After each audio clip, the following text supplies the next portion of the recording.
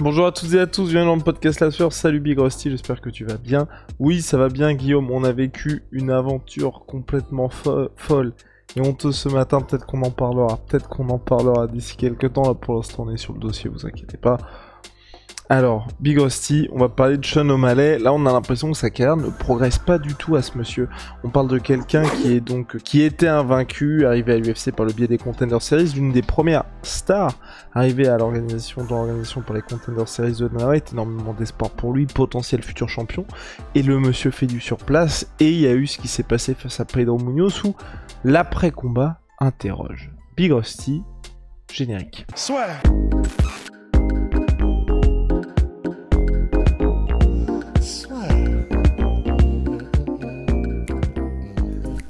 Entre dans l'octogone avec Unibet. Qui sera le vainqueur du combat? En combien de rounds?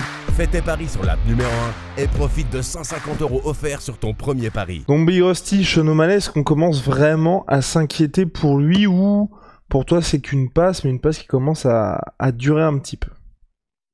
En fait, c'est ça le souci, c'est que c'est une passe, mais qui commence à durer, et même s'il reste jeune, parce que Sean O'Malley a 27 ans, donc ça va, mais en fait, le problème, c'est qu'effectivement, que ce soit au niveau de ses combats, et c'est presque là où c'est peut-être, entre guillemets, c'est pas inquiétant, mais au niveau de sa com, de sa médiatisation, bah en fait, ça... C'est même pas que ça fait du surplace, c'est que j'ai l'impression qu'il a perdu de vitesse, en fait, un petit peu. Parce que tu sais... on va revenir à l'aspect martial juste après de ses combats, mais en fait, au tout début, quand il est arrivé chez O'Malley, il y avait un vrai gros buzz. Il y avait le fait qu'il cartonnait en plus sur, alors je crois que c'était sur Twitch, il jouait aux jeux vidéo, il avait des deals, il y avait sa personnalité que tout le monde découvrait avec toujours des cheveux toujours plus colorés, toujours plus machin. Il y avait le fait qu'il était jeune, il était tatoué, il mettait des KO, il sortait du Dana White Contender Series et effectivement, comme tu l'as dit, il était extrêmement spectaculaire. Donc il y avait le côté nouveauté et vraiment grosse originalité où les gens se demandaient putain, qui sait jusqu'où il peut aller, il fait plein de trucs, tu sais, il est toujours en train de, enfin il avait ces énormes peignoirs avec des feuilles de cannabis, des machins, c'était une personnalité nouvelle et qui clairement avait son succès. Et en fait, maintenant, comme sa carrière ne progresse pas des masses et qu'en plus de ça, j'ai l'impression qu'il est un petit peu en dessous en termes de la manière dont il se montre. Enfin, tu vois, par exemple, ne serait-ce que la conférence de presse à l'UFC 276, on était d'accord pour dire qu'il était inexistant. Et même quand les reporters lui posent des questions, bah, il était absent. En fait, il répondait très vite. Enfin, il y avait même pas de volonté de se mettre en avant. C'était très bizarre. Et donc, en fait, ce qui est très étrange, c'est que là, on arrive un peu, tu sais, dans cette zone un peu chelou où, même s'il est encore suffisamment jeune, 27 ans, il arrive quand même à son pic physique. Il y a des jeunes qui poussent derrière. On pense notamment à Umar Nurmagomedov, qui sont plus jeunes, qui ont les dents visiblement plus longues et qui arrivent en Y.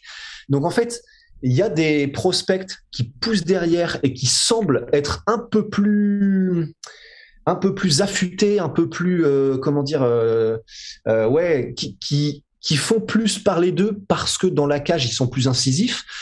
Et du coup, ben là, je sais pas ce que t'en penses, mais pour moi, Sean, il se retrouve dans un endroit où, ben, si là il n'y a pas un coup d'éclat, que ce soit au niveau com, et on préférait que ce soit dans la cage surtout, s'il n'y a pas un coup d'éclat où il bat un gros nom, ou alors il fait une performance incroyable, parce que contre Pedro Munoz, avant même l'arrêt qui s'est terminé en no contest, qui était qui a déçu tout le monde, c'était quel que soit ce que voyaient les juges, c'était pas non plus un combat ultra excitant, quoi. Et donc, bah, là, pour moi, si vraiment il n'y a pas un énorme déclic ou quelque chose ou un événement qui fait qu'il revient dans l'esprit des fans et qu'il, un peu comme quand, je finirai là-dessus, mais quand Cyril a battu Junior Dos Santos alors qu'il revenait de un an de blessure et on se disait merde, il a perdu du terrain, machin. Si Sean O'Malley n'a pas ce moment-là où il bat un très gros nom de manière très significative et avec spectacle, etc., bah effectivement, perso, je commence à me dire que là, il perd du terrain, quoi.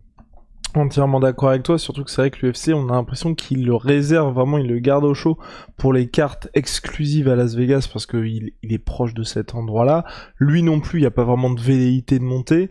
Là, il commence à parler d'autres noms, mais c'est vrai, comme tu l'as dit, entre la jeune génération qui pousse, plus tous les mecs qui sont clairement établis en tant que contender, c'est un peu compliqué pour lui. Pedro Munoz, c'était la parfaite rampe de lancement. Le fait qu'ils disent que Pedro Munoz cherchait une porte de sortie, alors quand on voit le diagnostic du médecin et le fait que sa cornée était touchée, bon bah, c'était pas vraiment une porte de sortie, hein, le gars a quand même eu un sale époque. Donc, la question là pour Sean O'Malley, c'est vraiment que va-t-il se passer pour la suite? Et est-ce que finalement pour toi, il se transforme pas, c'est un peu dur ce que je vais dire, mais en animateur d'une catégorie, mais tu vois, pas un gars qui va avoir des vraies grosses ambitions sportives, mais plutôt comme ça l'était auparavant et toute proportion gardée, quelqu'un comme Mike Perry, un gars où tu sais que tu le mets sur la carte, c'est intéressant parce que les gens vont cliquer, mais pas forcément quelqu'un qui va avoir un run vers la ceinture. Ben c'est ça, c'est peut-être encore un poil trop tôt pour se prononcer parce que, mine de rien, même si ça s'est terminé d'une manière que personne n'attendait, bah là, c'était maintenant, en fait. C'est-à-dire que c'était maintenant qu'on était censé voir contre Pedro Munoz de quel bois il est fait et bah, on n'a pas vraiment su. Ça commençait pas terrible et je dis pas ça dans le sens il se faisait battre, je dis ça dans le sens c'était pas très intéressant. Et du coup, le moment qui aurait pu nous permettre de savoir si effectivement il se dirigeait plus vers ah oui c'est le talent qu'on attendait ou on se dirige peut-être vers un mélange de Mike Perry au niveau de la com et Neil Magny en termes de il est quand même très haut gradé mais sans non plus être vers le titre. Ben voilà, on le saura au prochain combat, on le saura s'ils refont ce combat-là. Mais effectivement, tu vois, tu parles de la nouvelle génération qui arrive. Quand on regarde le classement des bantamweights, ça arrive salement parce que derrière Sean O'Malley, qui donc là au classement et il a été updaté, il a été mis à jour le 4 juillet, donc après l'UFC 75. En gros, Sean O'Malley reste 13e, donc pas de progression. Et derrière lui, il y a 3 gars, il y a Jack Shore, Umar Nurmagomedov et Adrian Yanez. Ça pousse dur. Parce que Adrian Yanez, là, il a tous les yeux du monde du MMA, en tout cas, sont braqués vers lui avec la dernière perf qu'il a fait. Umar Nurmagomedov, j'ai fait une Jorogan. Nurmagomedov, pareil. Et Jack Shore, ultra talentueux aussi, prospect européen et qui pousse derrière. Donc, là, en plus du fait qu'il adopte, comme tu l'as dit, cette posture un petit peu de volontairement le méchant de toute cette histoire en disant je suis le premier à avoir fini Pedro Munoz, en faisant son dunk, etc. dans la cage, enfin son 3 points. C'est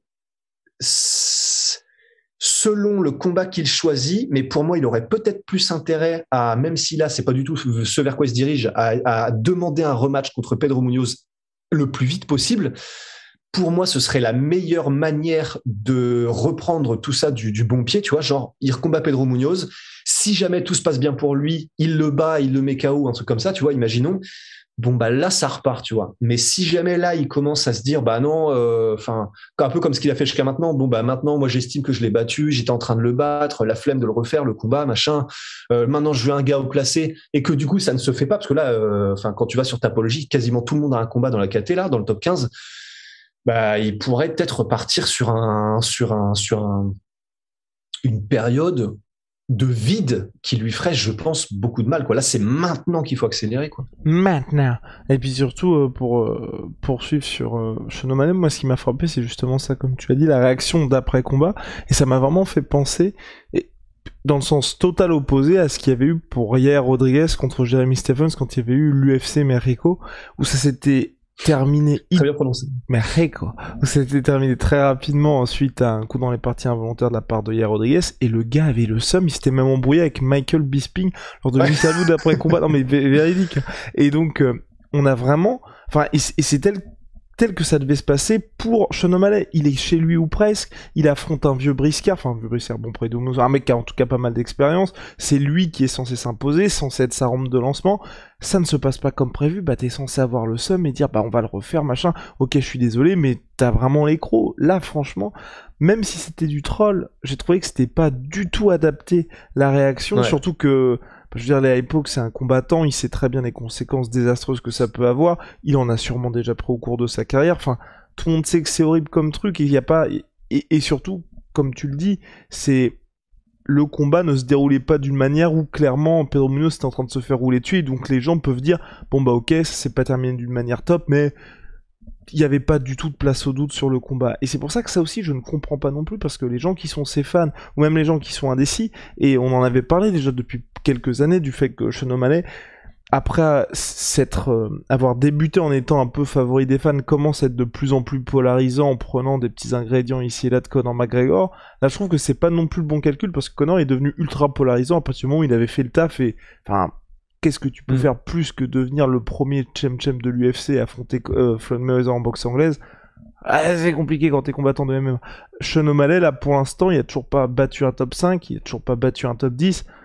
C'est peut-être un petit peu tôt avant d'endosser ce costume-là, et puis surtout, moi je me dis peut-être qu'à un moment donné, l'UFC va être lassé, tu vois, de tout ça. De se dire, le mec qui combat qu'à Las Vegas, il choisit les mecs qu'il affronte, en même temps, il passe son temps, tu vois, à faire des sorties qui sont un petit peu particulières, alors que dans le même temps, il y a des, par exemple, vous regardez la carrière de Vera depuis qu'il a battu Sean O'Malley, il a la carrière qu'aurait dû avoir Sean O'Malley, et à chaque fois, je vais pas dire qu'il est pas attendu à ce niveau-là, Vera, mais il fait des vraies performances, il a réussi à se créer un perso qui fait que là aujourd'hui les gens le soutiennent, le supportent, il va bientôt affronter Dominick Cruz, bah voilà, on a quelqu'un qui a perdu certes contre José Aldo, mais qui s'est transformé en contender d'une catégorie de tueur à gage et qui n'était pas du tout attendu à ce niveau. Donc là aussi tu vois, je pense que pour Sean O'Malley ça ajoute au côté, le mec est décevant, en tout cas son run commence à être un petit peu décevant, surtout que, et ça on l'avait dit dans la preview, Sean O'Malley, c'est vrai que malgré les KO qui sont spectaculaires, ses performances,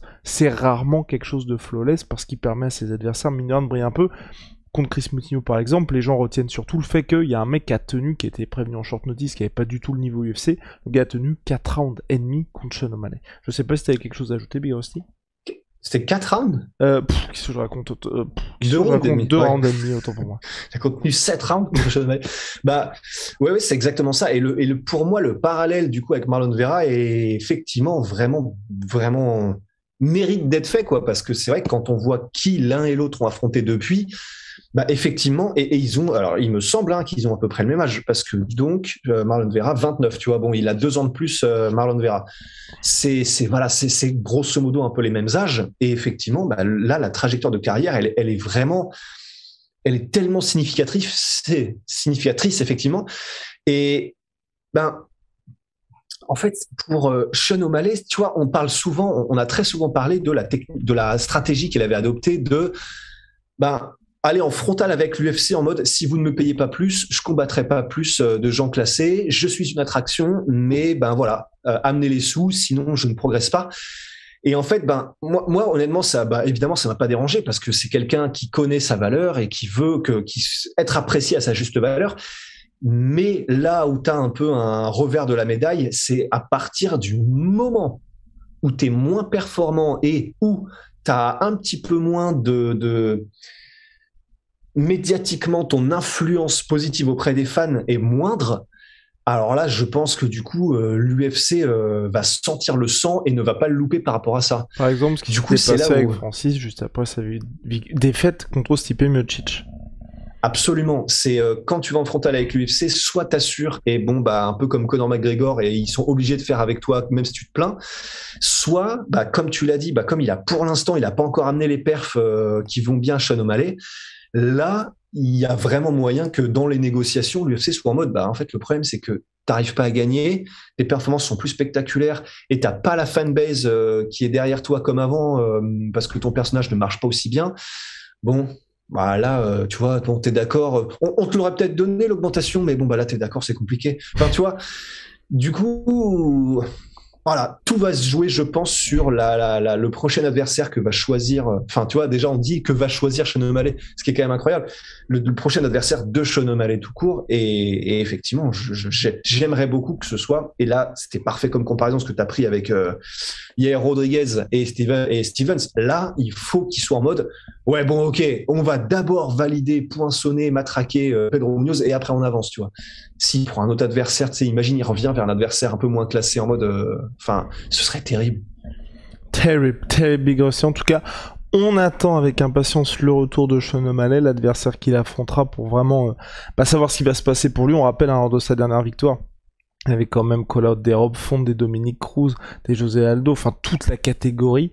Et là, on a vu Pedro Munoz un petit peu déçu. On espère pour la suite un rematch, ou en tout cas un adversaire classé, membre du top 10 pour ce monsieur. A très vite pour de nouvelles aventures Big Rusty. Big shout out MySweetPea. En ce moment, ce sont les soldes, surtout MyProtein. Donc n'hésitez pas, avec le code de la sueur, vous avez un pourcentage supplémentaire sur les soldes. Et puis nos savons, c'est Onai, c'est sur onai.fr, les meilleurs savons du game, period. See ya, Big Rusty.